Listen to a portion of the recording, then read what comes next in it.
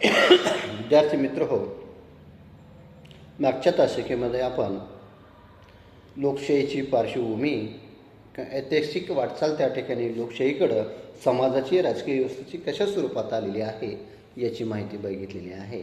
आज आपल्या तासिकेमध्ये आपण लोकशाहीची संकल्पना, लोकशाही म्हणजे काय, लोकशाहीच्या व्याख्या काय आहेत याची आज या ठिकाणी आपण माहिती बघणार आहोत.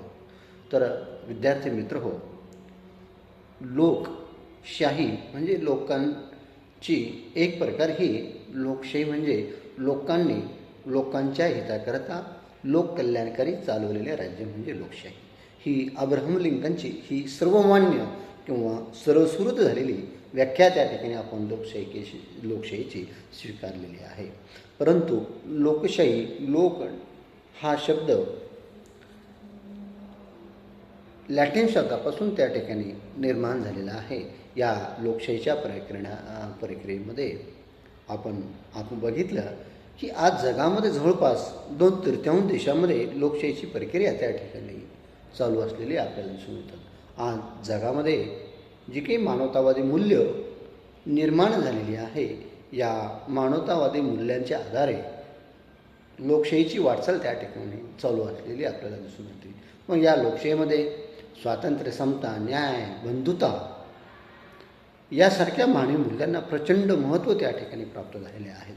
आज देशामध्ये किंवा जगामध्ये लोकशाहीपेक्षा आज कोणत्याही प्रकारचा शासन प्रकार हा सर्वश्रेष्ठ नाही. भले आज लोकशाहीमध्ये अनेक दोष आहेत, दोषासहित आज अनेक देश म्हणजे सर्व देशांची लोकशाहीची वाटचाल त्या ठिकाणी चालू असलेली आपल्याला दिसून येते.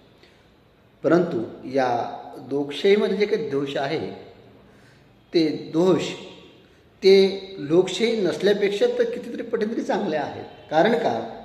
कारण ज्या ज्या देशामध्ये राज्यामध्ये लोकशाही नाही आहेत त्या ठिकाणी व्यक्ती स्वातंत्र्य महत्त्व नाही आहेत, व्यक्ती हिताला महत्त्व दिल्या जात नाही, स्वातंत्र्य, समता, न्याय या गोष्टीची म्हणजे मानवता मूल्य त्या देशामध्ये पाळल्या जात नाही. आज कितीतरी देशामध्ये म्हणजेच आशिया खंडातील भारताच्या शेजारील जे काही छोटे छोटे राष्ट्र आहे, म्हणजे बांगलादेश असेल, पाकिस्तान असेल, श्रीलंका असेल, या संपूर्ण देशाचा जर आपण विचार केला तर या देशांनी स्वीकारलेल्या लोकशाही आज मोडकळीस आलेल्या त्या ठिकाणी आपल्याला दिसून येतात.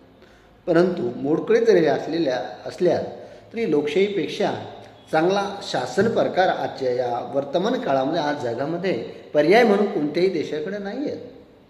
मग पर्याय नसेल तर मग ती एक लोकशाहीचाच गाडा त्या ठिकाणी चालू असलेला आपल्याला दिसून येतो. म्हणजे मग लोकशाही ही किती महत्त्वपूर्ण आजच्या काळामध्ये आहे हे आपल्याला दिसून येतात. आपण आपल्या ग्रामीण भागामध्ये किंवा वर्गामध्ये किंवा इतर ठिकाणी अरे काही लोकशाहीचं काही आहे का नाही, तेव्हा आहे की नाही, म्हणजेच काय की लोकशाही एक जीवन जगण्याची पद्धत अलीकडच्या काळामध्ये आपली झालेली आहे. लोकशाही हा केवळ एक विचार प्रकार नाही आहेत किंवा तो शासन प्रकार नाही आहेत, तर ती आज एक सर्वसामान्यांची जीवन जगण्याची एक कला किंवा जीवन जगण्याचा एक मार्ग झाला आहे. सर्वसामान्यपणे जीवन जगत असताना देखील आपण लोकशाहीची तमा आहे की नाही असं सर्रासपणे शब्द त्या ठिकाणी वापरला जातो. आजच्या लोकशाहीच्या काळामध्ये असं होतं म्हणजे खूप अवघड आहे असं आपण बऱ्याचदा एखादा वाईट प्रसंग झाल्यानंतर त्या ठिकाणी विचार करतो. याचाच अर्थ काय की याचा अर्थ असा होतो की प्रत्येक गोष्ट ही लोकशाहीच्या प्रक्रियेमध्ये किंवा नियमावलीमध्ये बसून त्या ठिकाणी झाली पाहिजे असा अट्टहास आज आपल्या सामान्य जनतेमध्ये त्या ठिकाणी निर्माण होत असतो.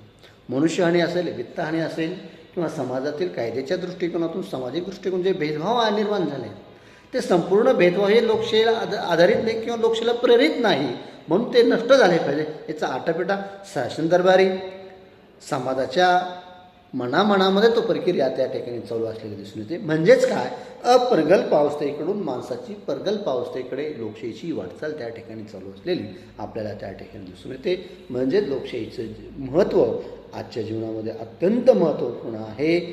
लोकशाहीची संकल्पना समजून घेत असताना मानवाचे जे काही मानवतावादी मूल्य आहेत, जे फ्रेंच राज्यक्रांतीने जे मूल्य दिलेले आहेत ते मूल्य बाजूला सारून आपण लोकशाही हा विचार अंगीकारू शकत नाही किंवा तो आपल्या पचने देखील पडत नाही. म्हणून लोकशाही प्रक्रिया ही अत्यंत महत्त्वाची प्रक्रिया त्या ठिकाणी आहे आणि अव्याहतपणे ही चालणारी प्रक्रिया आहे.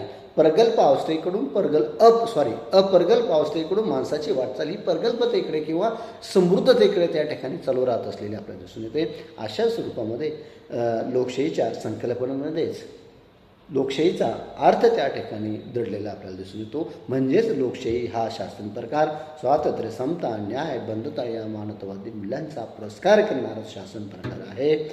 हा शासन प्रकार लोकांसाठी लोकांनीच निर्माण केलेला आणि लोकांच्या कल्याणासाठी चालवलेला एक शासन प्रकार आहे. ह्याच लोकशाहीला अभिप्रेत त्या ठिकाणी आपल्याला दिसून. आजच्या काळामध्ये लोकशाहीमध्ये सर्वसामान्य जनता आपल्या निवडणुकीच्या माध्यमातून लोकप्रतिनिधीची निवड त्या ठिकाणी करत असते आणि हे लोकप्रतिनिधी देशाचा राज्यकारभार त्या ठिकाणी चालवत असतात. म्हणजे आजच्या काळामध्ये अप्रत्यक्षपणे शासनच त्या ठिकाणी काय झालेले असतात, सहभागी त्या ठिकाणी झालेले असतात असा त्याचा अर्थ या ठिकाणी अभिप्रेत असतो. आजच्या काळामध्ये प्रचंड लोकसंख्या वाढलेली आहे. या वाढत्या लोकसंख्येचा अंदाज घेऊन प्रत्येक नागरिक निर्णय लोकशाहीच्या प्रक्रियेमध्ये राहू शकत नाही. मग त्याचा एक पर्याय म्हणून काय केलं की या लोकांनी एकत्र येऊन आपला एक प्रतिनिधी निवडला आणि तो शासन दरबारी आपल्या मागण्या मानेल आणि समाजाच्या, शासनाच्या, देशाच्या हिताच्या दृष्टिकोनातून कोणते पावलं, कोणते निर्णय घेणं योग्य आहे, कोणते बदल त्या ठिकाणी घेतले पाहिजे, कोणती वाटचाल त्या ठिकाणी केली, हे संपूर्ण अधिकार त्या ठिकाणी लोकप्रतिनिधींना त्या ठिकाणी दिले असतात. हे लोकप्रतिनिधी एकत्र येऊन एक शासन तयार करत असतात. अशा स्वरूपामध्ये लोकशाहीचा कारभार आजच्या काळामध्ये त्या ठिकाणी चालू असलेला आपल्याला दिसून येतो. लोकशाही हा अत्यंत समाजमान्य असलेला शासन प्रकार आजच्या काळामध्ये आपल्याला दिसून येतो. मग या लोकशाही शासन प्रकाराऐवजी राज्यशाही योग्य नाही, साम्राज्यशाही योग्य नाही, साम्यवाद देखील नाही आहेत. साम्यवाद हा समाजाच्या मालकीला महत्त्व देतो, व्यक्तीच्या मालकीला त्या ठिकाणी महत्त्व देण्यात येत नाही. लोकशाहीमध्ये व्यक्तिमत्वाबरोबर समाजाच्या हिताला देखील प्राधान्य त्या ठिकाणी दिलं जातं. म्हणून आजच्या काळामध्ये समाजविमुख लोकशाही निर्माण त्या ठिकाणी झाली आहे. पंडित जवाहरलाल नेहरू असेल, आंबेडकर असतील, यांना देखील अशा स्वरूपाची लोकशाही अभिप्रेत असलेली आपल्याला त्या ठिकाणी दिसून येते. या ठिकाणी अहिंसेच्या माध्यमातून लोकशाहीचा कारभार त्या ठिकाणी चालला पाहिजे. हिंसेला त्या ठिकाणी नसल्या पाहिजे. आर्थिक समता, सामाजिक समता त्या ठिकाणी निर्माण झाली पाहिजे असं डॉक्टर बाबासाहेब आंबेडकरांचं मत होतं. म्हणूनच जेव्हा देशाचा राज्यकारभार करणारी जी राज्यघटना तयार करण्यात आली, ही राज्यघटना जेव्हा आंबेडकरांनी तयार केली, तिचं श्रेय स्वतः न घेता संपूर्ण समाजाला, देशाच्या संपूर्ण नागरिकांना त्या ठिकाणी दिले. भारताच्या आपण जी काही प्रयत्न आम्ही भारतीय लोक भारतासाठी सार्वभौम समाजवादी धर्मनिरपेक्ष लोकशाही गणराज्य निर्माण करत आहोत, हा शब्द त्यांनी त्या ठिकाणी लिहिलेला आपल्याला दिसून येतो. म्हणजे ही लोकशाही लोकांनीच तयार केलेली आहे आणि लोकांप्रतीच आम्ही संप्रीत केलेले आहोत असा अर्थ त्या लोकशाहीच्या प्रक्रियेमध्ये आपल्याला दिसून येतो. अशा स्वरूपामध्ये लोकशाही ही अत्यंत महत्त्वपूर्ण आजच्या काळामध्ये आहे. व्यक्तीच्या जीवन जगण्याचा तो एक मार्ग झालेला आहे. आज आपण लोकशाही एवढ्या आपल्या अंगवळणी पडलेली आहे की लोकशाही जर काढलं आपल्या मनामधून, समाजामधून जर काढली तर या ठिकाणी समाज हा हिंसक बनेल.